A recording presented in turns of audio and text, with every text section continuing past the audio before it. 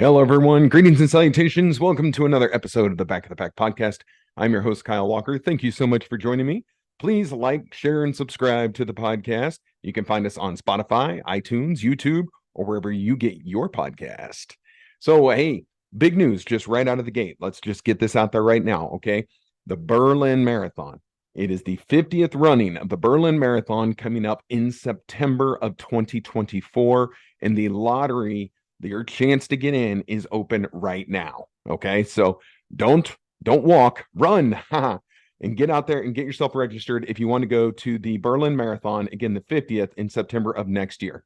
You know, they just ran this year's. They've already opened the lottery. So if getting this one is on your list, if you're trying to get all 6 of the World Marathon Majors, or if you just want to say that you did an international marathon, whatever your reason might be, go ahead and get signed up, get your name in the lottery right now. So, on the same note, since we're already kind of talking about the 6 World Marathon Majors, let's go ahead and just give a little bit of an update. Hopefully, within 48 hours of now, my talking to you at this very moment here on Monday, October 2nd. Yes, it's already October. Within 48 hours, I should know if I made the Tokyo Marathon. I know a lot of people threw their names in the hat as well. Good luck to absolutely everyone trying to make it into Tokyo. That would just be huge, man. That would mean it'd be great for me, great for us, great for you, great for everyone. Let's get all the people in our little running world, little Back of the Pack podcast running world, as many people do in Tokyo as possible. So fingers crossed and good juju to everyone who put their name in. And still staying on the subject of the 6 World Marathon Majors, this weekend coming up is the Chicago Marathon. I know we've got a lot of people from our community going up to Chicago to run that race. It is amazing. I did Chicago in 2018. If you have not done Chicago before and it will be your first Chicago, enjoy the experience. It was my first of the World Marathon Majors. And as much as I've talked about Boston, of course, this year, and New York a couple of years ago, my first of the World Marathon Majors was Chicago. My first experience at just a gigantic sized race. And I really enjoyed every minute of it. I like the city of Chicago. I've been there a couple times now, 3 or 4 times, maybe, I think. But the race was an exceptional experience. That whole town really gets itself going for the race. The expo is amazing. The merchandise you can get is, it's funny enough, I'm wearing a little Nike shirt here, but it's a Nike supported race. So their gear is top notch. It was really good stuff. I went and got my participant jacket. And then I went back and I got the finisher jacket. And I'm not even going to tell you how much that cost back in 2018, but I'm sure they cost more now. But yeah, don't skip the swag, baby, because that stuff is really cool and really neat. So to everyone who's going up to Chicago to do the Chicago Marathon, the Bank of America Chicago Marathon, good luck to all of you. Run fast. That course is every bit as flat as they say it is. It is a flat course, except for that last, that one little hill in the last half mile of your race. Even though it's not the biggest hill you've ever seen, after 26 miles, maybe 25.75 miles of really flat course, when you get to that hill, it feels like Mount Everest. So good luck, everyone. Enjoy your experience. Get yourself a Giordano's pizza for me, because that is my favorite Chicago pizza, hands down. And if you need something that's not pizza related, you can go to Portillo's and you can get the chocolate cake shake. Just trust me. Listen to me now. Thank me later. If you are a fan of going to Chicago, please let us know in whatever comment section of however you're listening to this podcast, what is your favorite Chicago food? Because Chicago is definitely a good place for the food. I love Chicago pizza. Again, Giordano's my favorite. Portillo's is good, but you've got Chicago dogs. That's a big thing. And you've got let's see, what else we got here? We got the Portillo's with the Chicago dogs. We got all the different pizza places. And I am sure there's more stuff that is just escaping me right now. But yeah, I'd love to know what you guys like. Where do you like to eat when you're up in the Windy City? Because there's definitely some good food options there. In November, we have the New York City Marathon. So, New York is New York. And if we know, I don't think I know anyone from our little community who's going up to do that. But if you're doing the New York Marathon, please let me know so that I can cheer you on and support you. New York, another amazing race and an amazing experience. I may have talked about it once or twice here on the podcast. And then that's it for the World Marathon Majors as it relates to 2023. The 2023 season will be closed after New York. But then we are quickly into 2024. And with the Boston Marathon, that will get us going in April. And so Boston, London, and Tokyo, I believe, are all April races. I think. London has moved around a little bit. London got moved around a little bit due to Rona. And so now I'm trying to remember where exactly they landed for 2024. I'm pretty sure they're a spring race. So yeah, London, Tokyo, and Boston, of course, are the three coming up next year. They'll be the first ones. Several people are already back in Boston. Some of the charity people that I ran with last year. So awesome for you guys. I will definitely be donating to your pages to try and help you get your bib and get back to Boston in April. London is already taken care of. Of course, I got rejected for the 11 billionth time, as did everyone else I know. And then Tokyo, we're about to find out. We're going to see. We're going to see. So let's see. This past weekend was Oktoberfest, the Oktoberfest 5K in Martin City, Missouri. It was a 5K. It was in Martin City, Missouri. I was actually disappointed with my time. Felt like I ran better than my time indicated. However, I know that I did get derailed by a couple hills in the last little bit of that race. So that was, again, my finishing time wasn't terrible. It was mildly disappointing to me as I was hoping for better. It's also my last 5K for a while, unless I sign up for something here in the next 2 weeks, because I've got 2 weeks off, and then we start the incredible chain of half marathons coming my direction, coming a lot of our directions, with the Garmin Kansas City Marathon, half marathon for me, the Energy City down in Midland, and then the Good Life Halvesy. And then I signed up for a 10K the weekend in between Good Life Halvesy and Loggerhead. So races everywhere, and it's about to get really long distances. And so that was my last 5K for a while, unless I jump into one next weekend or the weekend after it. But right now, I kind of feel like I need to get a couple long runs in, because I've been neglecting the long run and I have a lot of half marathons coming my way. So, smooth move out of me as we just do everything we can to get ready for the Memphis Marathon coming up in December 2nd. So, okay, today's episode. Today's episode is technically one of my favorites because it's a listener requested episode, and I like listener requested episodes. If you have anything you would ever want me to talk about on this podcast, please, by all means, send it to me. Get in touch with me in any way, shape, or form and say, hey, I would love it if you did an episode talking about XYZ. I would love to talk about XYZ. It is definitely my most favorite episode to do, because I don't have to sit here and try and create content. I can just talk about what you guys want to know about, and that's super fun for me. But this is technically a listener requested episode, but it's technically that because I kind of got busted from last week. A little bit. So last week's episode, we talked about competitiveness and, being competitive in the running world and kind of what brought that on for me. And I circled the airport, but I didn't land the plane when I was talking about how my competitiveness related to my divorce. And so I kind of got called out on that. So apparently there are folks who want me to just relive the misery of my, early running career. So we'll do that. Fine. Yes, I left some information out.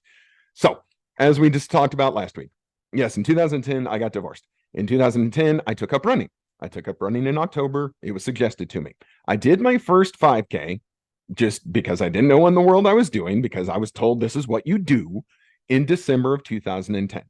In January of 2011, I did my second 5K. I did the groundhog run that a lot of us have done up in the caves. So it was definitely an interesting experience. After I did the groundhog run, and it was just a 5K at that point, I then went and signed up for my first half marathon. Smooth. I signed up for my first Rock the Parkway, which we know is in April. So in April of 2011, I did my first half marathon. In November of 2011, I did my first full marathon, the Route 66 Marathon in Tulsa. Somewhere in there is where my competitiveness really started going. And it was my competitive 100% as it related to divorce. And what that was And I know there's a lot of people who have been through divorce or separations or the ending of long-term relationships. And so a lot of this will speak to you. I am just being honest about my experiences. Due to the way that my divorce came about and the way my marriage ended, I again got very competitive because there was another third party person involved in our situation. It got into my head that I was going to use running to not really prove myself as I want to prove myself and get back with my ex-wife, but prove that I was better than her and him in everything and anything, to the point of an unhealthy level. It was unhealthy for me to do a lot of the things I did to try and prove that I was better. And again, as we established last week, I don't want to prove that I'm better than anyone else. That's never, well, I can't say it's never been a goal. It is not currently a goal. It shouldn't have ever been my goal. It should never have been my reason for doing what I was doing. But after any kind of the end of relationship, to say that you're not thinking clearly or that you are an emotional person is an understatement. And it was certainly true for me. So I eventually came around to the way of thinking of I am going to do a full marathon, even though I was not properly trained for it. I didn't know anything about it. I had lost a lot of weight post divorce just due to stress, but it wasn't like the good kind of losing weight like I've done within the last 2 years. It was unhealthy. My body was not healthy. I was putting things in it that should not be in it, and I was not including things that desperately needed to be in it. But I was going to do this full marathon to basically say, screw her, she could never do this. Screw him, he could never do this. I'm going to do this. I'm going to do this to prove that I can do this and that I am better than them. Looking back on that now, I cringe. Definitely had a lot of cringe thoughts. So yes, I absolutely got called out because I left out some of these details. But, I don't know when it ended, to be honest. And for quite a few years and quite a few full marathons, it was definitely my motivation to just keep doing them to prove that they couldn't. And not saying that I should, not saying I was right, maybe not saying I was completely wrong. Wherever you find your motivation, that is your motivation. And that was my motivation to just keep doing these runs and keep doing these distances and keep doing crazy things because I knew it was something that they could never do. At least that's what I told myself then. Maybe they could. I have no idea. That was the hurt talking. Maybe this guy was a marathon runner beforehand. Maybe he could smoke me. I have no idea. But that was why I was doing what I was doing. And that was my motivation for doing it for a very long time. Sorry, my microphone's bothered me. Give me 1 second. There we go. Oh, fuzzy part was falling off. And I don't know when that ended. I honestly don't know when it ended. When I finally stopped thinking about, again, in my own mind, how much I was proving I was better than them. I don't know when that stopped in my running journey. Was it after the first marathon? No, I can definitely tell you it was not after the first marathon. My second marathon absolutely had the same FU attitude to it. As I sit here now thinking about it, and I've been thinking about it before because I knew I had to come out here and wash my hands of my nonsense. I don't know when it stopped. I honestly don't know when it stopped. Could an element of it still be there? I mean, I suppose it could. I find it highly unlikely, but it could be there. But when you are going through a divorce or the end of a relationship, man, it does things to you. It does things to you emotionally, of course, mentally that you don't even know about, and then, of course, physically to your body. So when did it become about me? When did my running become about me? I don't know. I honestly couldn't tell you. I think it is now. Like the things I do now, and I've talked about this on previous episodes, like when I do a big full marathon, I want to do it. I want it to be big. I don't want to do Joe Schmo's marathon on paved bike trail in the middle of nowhere. I want to do the biggest races I possibly can. That's for me. And again, on previous episodes where I read that runners are explorers at heart, that is for me. See, all these things speak to me. So I don't know if any part of me still speaks to that, to where I used to be, but I know that where I am now is a far healthier place, clearly. But it's a place of I want to do these things for me. Again, I compete against myself. I don't compete against other people anymore, which that leads me to believe that I have moved on from trying to compete against these people who I wasn't even really in competition with.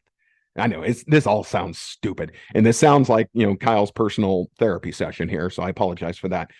But running and divorce do go hand in hand. They certainly did with me, and I know that they have for others.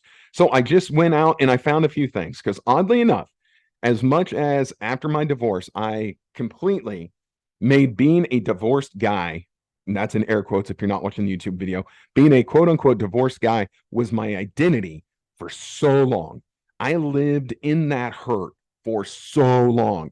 And anytime something didn't go my way or something went wrong or something went right, it was like, oh, well, hey, I'm a divorced guy. That kind of happens to quote unquote divorced guys. And again, it was just who I was for so stinking long. So to some of the people who have gone through divorce or into relationships, let me caution you first and foremost, don't make your divorce or end of relationship your identity, because you are so much more than that. You are not a divorced guy. You are not a divorced woman. You are who has been through the situation of divorce or ending of a relationship. But that's not who you are. Don't live there. Again, what's the point of this show? I make all the mistakes so you don't have to. And that's where we are right here, because I've definitely made all those mistakes. So I went through and I wanted to find just maybe some examples from people about divorce and running. And so, again, I can only speak from the perspective of a now 43-year-old male. Here's something I found from a woman. And again, I apologize. The type is really small. So if you're watching on YouTube, you're just going to kind of see me squinting right below the camera here, trying to read this. I apologize. All right. And this lady says, running is a companion in itself. The movement, the air, the soundtrack, they become your friends, whether you run 1 mile or 3, whether you give up and start walking, or whether you pound through your fatigue and trudge ahead. Running was the silent, steady, true companion I needed to remind myself of who I was before my marriage and who I could be after the marriage. It was the free therapist I sought counsel in. It was the way I found answers to problems and how I calmed my fears. Running was the one partner who told me without wavering, you are strong. Running told me you can get through this divorce even if for today you can, or even if for today you believe you can't. I hadn't known I needed a cheerleader to get me through divorce, but I did. After a brief time, that running translated into energy, and that energy infused my workouts. It started increasing my weights at the gym and requiring more of myself. So, again, this was just one person's personal experience there, but I thought that spoke very loudly. How, especially here at the end, running translated into energy. And that energy, and again, in her example, that energy infused her workouts. But the running can get your energy into really wherever you need it to be. And if you are in a place where the hurt is so strong, that running energy can actually get you through the rest of the day, or it can get you through. And I'm sorry, I don't have a cough button. Give me 1 second. Excuse me. It can get you through that meeting with your ex's lawyer, or it can get you through that unfortunate court appearance where whatever has to get worked out. The running, the energy, and the calming of yourself can get you through whatever you face in that day. And it doesn't even have to be divorce related. Whatever you have in that day, that running energy can get you through it. It can calm you. It can steady you. It can kind of give you that time to yourself that you need to prepare yourself for what is to come. But that, again, these are all things that I have found in running. And it was wonderful that this young woman shared the same thing. She was a 30-year-old mother who had gone through divorce, and that's where this article came from. But a lot of it echoed within me, and hopefully it will echo in a lot of you that have had to go through the same things. But use this running as kind of a way to steady yourself and to give yourself the energy, even if to only make it through the rest of your day. And you know what? And then tomorrow, maybe you get a good night's sleep. Maybe you get another run. Maybe you get the good news that you needed from whoever, from a family, a friend, a lawyer, or whatever. But, use it to get through today, because then tomorrow, maybe something else takes care of it. Something else gives you what you need. Because honestly, going through divorce, it's just step by step by step, day by day by day. And one of the best things that I ever heard, and I know this is a running podcast, but we're kind of going in the world of divorce here because I've been through it. And if you haven't heard this analogy, I want to share it with you because it is very strong and it's very important. And this was told to me. Divorce is like the ocean. All right. Everything comes in waves. And there's some times where smooth sailing, and then there's some times where bam, the wave just smacks you directly in the face and knocks you over. It always comes in waves. Eventually, and after time, the waves get a little smaller. The waves get a little smaller, and they're not as strong, and they don't come as frequently. And eventually, you find that you're smooth sailing. The storms don't last forever. The waves are not always 20 feet high. Eventually they come down and you just get the little waves that the little kids like to splash in at the beach, and it's calm and it's peaceful, and you've kind of found that you found the smooth waters and the smooth sailing. And again, if you're a person going through any kind of interrelationship situation, I wanted to share that because it was very helpful to me when I was going through it. All right, so again, forgive me, went off the running trail for a moment, but we can come back onto the path. But I wanted to share that with anyone who's gone through it, because again, I've gone through it. All right, I'm not just sitting here spouting stuff, man. I went through it, and I went through all of it. And if you're ever a person that needs someone to talk to about this, you holler at me, because again, I was. you can look at it one way, or you can look at one of two ways. I was either fortunate or unfortunate that right after my divorce, I decided to put myself through college because I had never gotten a degree, because just life didn't take me that way. But then when I was, divorced and like, what do I do with myself? I went back and I got myself a college degree. Since I was going through divorce and divorce was just so much in the forefront of my mind, most of my papers I wrote on the college level were about divorce. So I've kind of read a lot and seen a lot and talked to a lot, and been through a lot. I kind of feel like I know divorce well. So if you ever need someone to talk to, holler at your boy. I'm here to help. And then I did find this is an article in. I feel like we've touched on this before ish. It wasn't under the heading of divorce. It was this stuff kind of pertains to a lot of different things, but this is strictly about running and divorce. I wanted to share this. Some of this is information we've already talked about before, so I will give you that right away. But some of it will be helpful to you. Maybe it's a refresher. Maybe you didn't hear the episode we talked about before with it, but I wanted to throw that out there and kind of help. So how can exercise? Or no, I'm sorry. It says a few things. I can't read. I can't talk. Why do I podcast? Sorry. A few of the benefits of exercise during divorce. There we go. Okay. Exercise can be a social activity. Separation and divorce often cause people to become closed off and even avoid social contact.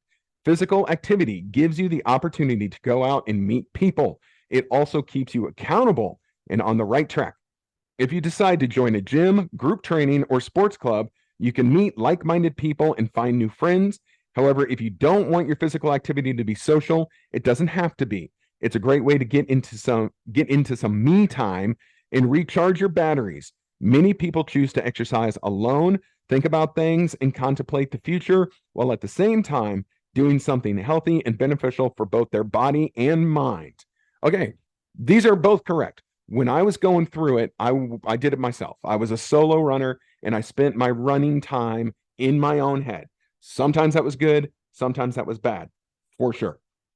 Later on in my life, as divorce is not my identity anymore, I have, of course, become far more social when it comes to my running, whether it be through the podcast or being part of the Kansas City Running Company 2023 team, which I am a member of. I was just the featured athlete this month for October. So thank you to them. That was fun. And so it's become far more social for me now. Now, I don't necessarily need it to deal with divorce stuff anymore. Again, it's been a very long time, but it's very nice being on that social end. So I see both sides. I certainly needed that time to myself, and I needed that time in my own head. But now I really enjoy the social aspect of it. I like my teammates.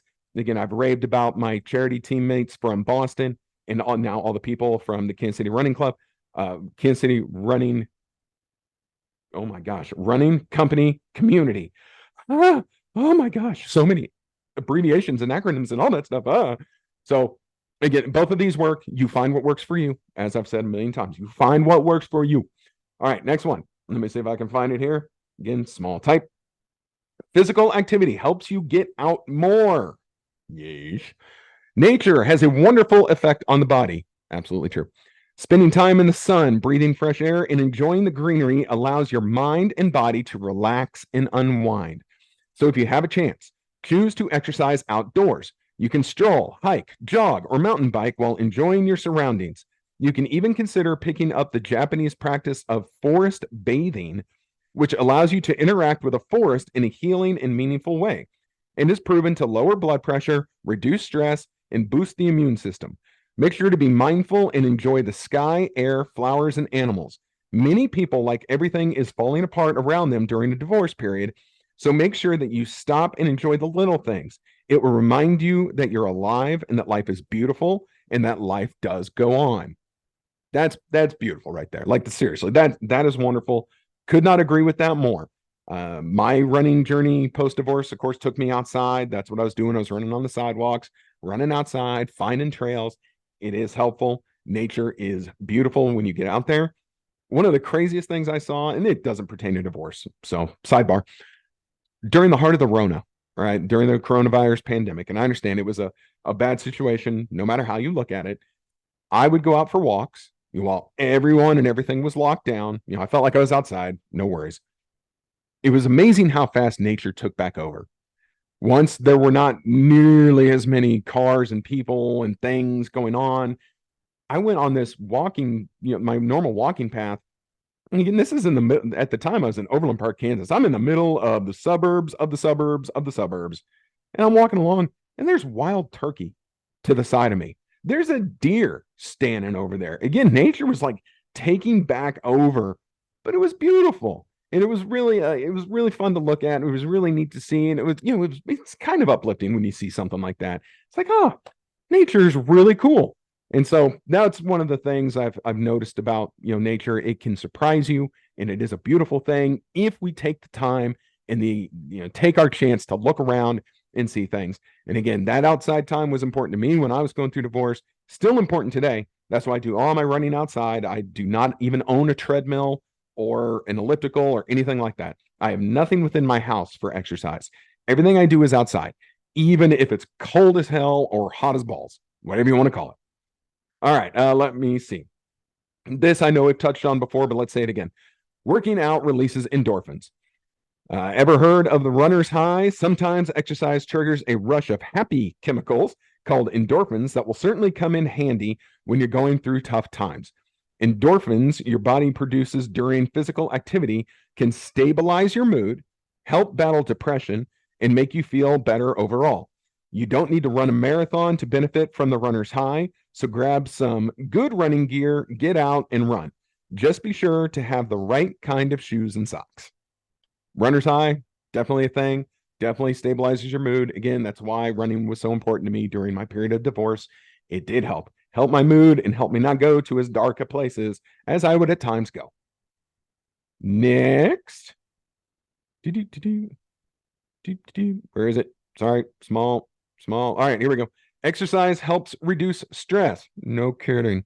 One of the best benefits of exercising during divorce is the fact that it can significantly reduce stress. During separation or divorce, emotions run high. Things can get pretty tense, almost to the point of breaking. When you feel like exploding at your ex, your kids, or your coworkers, venting to a trusted friend or counselor is a great way to reduce stress.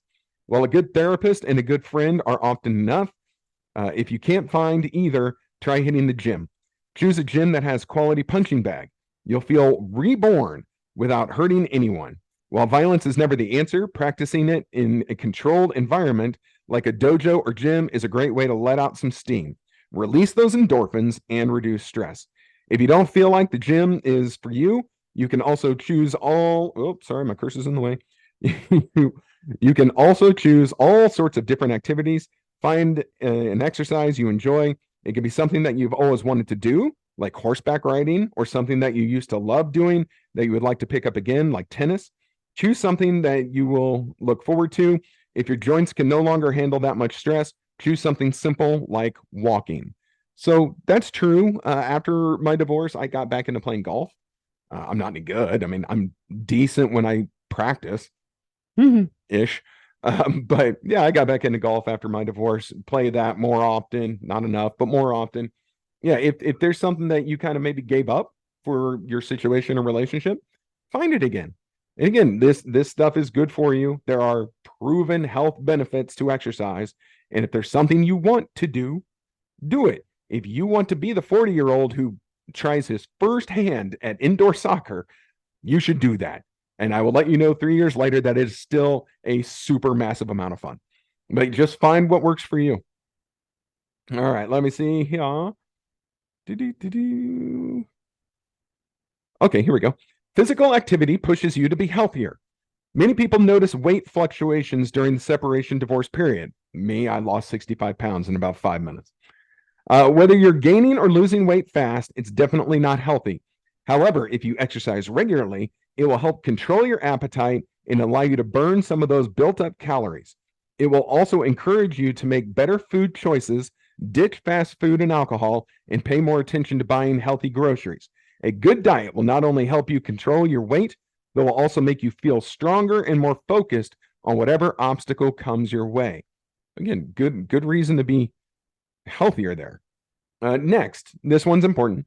Helps rebuild, not build, rebuild self-esteem. If your separation or divorce shattered your confidence, physical activity is one of the best ways to rebuild it. It can help you rebuild self-esteem and return to your confident self, which is beneficial if you're trying to stay strong for your children or even get back to dating. The rush of endorphins will make the world look a bit better, at least for a while, after your workout. And if you struggle with emotional eating after your separation or divorce, or if you suffered from it during your stressful marriage, exercise will help you shed weight and tone your muscles. And if you look better, you will often feel better. Very true. Enjoy the benefits of exercising during divorce. Get moving today. No matter how long you feel right now, try to commit to exercising every day. You're guaranteed to feel much better in no time. And if you have very little experience, all you need to do is start your journey is to walk through the park or jog around the neighborhood. Don't underestimate the countless benefits of exercising during divorce. Physical activity in any shape or form will be there for you to rebuild self-esteem and offer relief, clarity, and peace whenever you need. So I thought that was informational, and it's all very true. Again, I can back up pretty much everything they say there. And if you do find yourself in a bad relationship situation or the end of a relationship situation, of course, I want you to go try all this stuff, and I really hope that it helps. I know that it has helped a lot of people.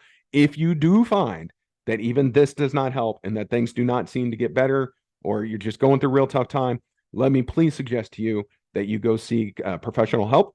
A therapist will do wonders. Ask me how I know, because I did it myself, and I'm a huge, huge, huge proponent of people getting mental health assistance whenever they need it, especially during a period of divorce, because I know how stressful that is. So please do not hesitate to reach out to a mental health specialist and get the help that you need. Don't ever feel like you're in it alone. Don't ever feel like there's no one to turn to. Don't feel like there's no resources for you. Okay. There are absolutely people who will help you. They helped me immensely. They still help people that I know to this day. Again, huge proponent of seeing a therapist, talking through your issues, getting tools to help with whatever is going on in your mind. Because it ain't always pretty, folks. And I know this. I know this for a fact. Been there, done that. Got the t-shirt. Not this shirt. I like this shirt. But yeah, I just want to make sure all I'm doing is reading a list. And all I'm doing is telling you that running is really great. And that's what I do every week. But if even running does not solve your problems, I want you to please, please, please go out and get the help that you require. And if you need help getting there, you just let me know. I'm in. All right. I will absolutely get you to where you need to go. I've got people I can suggest to you. Let's make it through all this stuff together, because I know how terrible it can be. Fair enough? Square deal? All right. I know this was not the most uplifting episode, but please take this as just help. I honestly, as I was thinking about today's episode, could not believe that we had not done a running and divorce episode after over a year and a half of doing this podcast. Hey, for me, again, that's proof. There's proof that I don't live there anymore. It's proof that I don't live in that divorce anymore. I definitely used to. And a few years ago, this probably would have been episode number 1. Like, this would have been the pilot episode. And then we would have had the follow-up in episode number 2, 3, 4, blah, blah, blah. So again, proof that I don't live there anymore. Let's get you out of living there if that's where you're at. And we'll all just keep kind of moving forward, just like we do. Just like we do as runners. We keep moving forward, right? You don't ever just stop in a race and start walking backwards. At least I don't recommend that strategy. Someone's going to run into you. And if you're, like Terry or Delise, someone might take out your kneecaps. Inside joke. Couldn't help it. We'll see if either of them catch that one. So, hey, that's going to do it for this week's episode of the Back of the Pack podcast. It's always my pleasure, especially if I feel like I'm covering something important, and dealing with divorce is important to me. Helping people through divorce is important to me. So I hope this has helped. I hope it has helped in some way, shape, or form. And if not, let me know I suck. That's fine. I'm good with that too. So we'll be back next week. No race for the podcast next weekend unless I actually find something. Again, I love listener requested episodes. If there's something you want us to talk about, please hit me up. Let me know. Good luck to everyone trying to get into Tokyo. Get yourself registered for the lottery in Berlin. Good luck to everyone in Chicago. Start getting ready, everyone, for New York. And then all of us Garmin, Kansas City marathon people, it's coming. It's right around the corner. So pretty soon, within about a week, you're going to start tapering for whatever distance you're doing. So try not to hurt anybody and enjoy the taper and then enjoy the journey. And we'll be back next week. So everyone, looks like fall is finally getting here in about 2 more days. We're going to get a nice little cool down. So the training runs should feel freaking awesome. Cool. All right. Be good. And I'll see you guys next week.